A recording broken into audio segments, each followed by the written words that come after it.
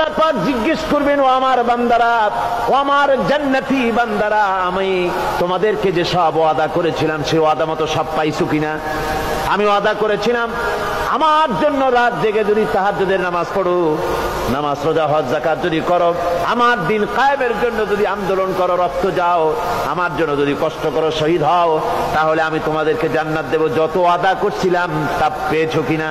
জান্নাতীরা বলবে ক্বালু নাআম, সব পেয়েছি, সব নেয়ামত পেয়েছি। আল্লাহ বলেন সব পাও নাই, ওয়ালাদাইনা মাজিদ, আমার কাছে আরো বেশি আছে, আমার কাছে আরো বেশি আছে, সব পাও নাই। জান্নাতীরা বসে থাকবেন, বুঝতে পারবেন না এত নেয়ামত পেয়েছি, আল্লাহর কাছে আরো আছে। আল্লাহর নবী তখন মুখ খুলবেন, নবীজি বলবেন রব্বুল আলামিন